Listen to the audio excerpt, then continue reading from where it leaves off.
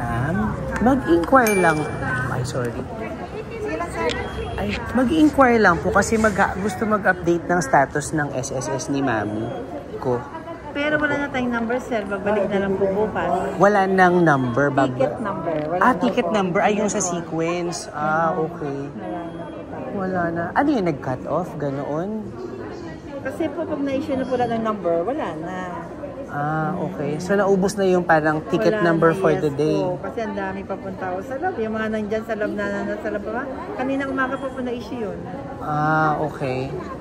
Kung sakaling gusto mag-update po, agahan, alas 7 nandito na po.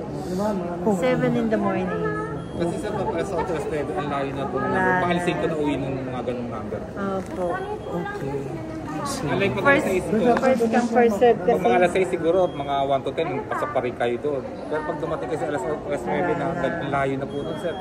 Alas 5 ang pila nasa likod na, sir. Okay. Opo, kaya mahal namin. Halimbawa na lang, kasi she rarely becomes available because typically nag-handle siya ng negosyo niya. Pwede bang like representative ang mag-ayos na on her behalf?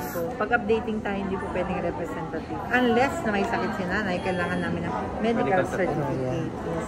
Sige lang. Kasi typically mga bandang after lunch or pahapon siya nagiging available. That's why we took our chance now kasi medyo maluwag siya. Kahit saan, first come, first serve basis na po kasi tayo, sir, dahil wala na po tayong number coding.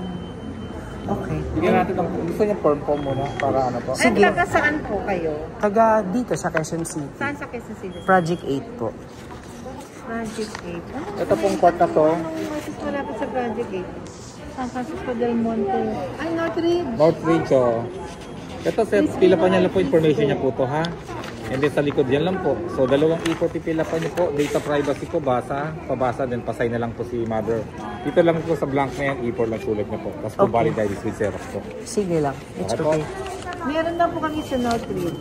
Saan yung Northridge? San Francisco del Monte branch. Hindi, pero kasi, okay. But any office of Quezon City ba? Yes, Pwede.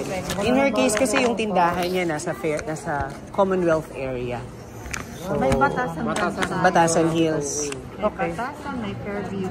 Sige lang, Batasan Hills. Okay, sige. Thank you. With Xerox po, tumaling ID, sir. Sige, salamat.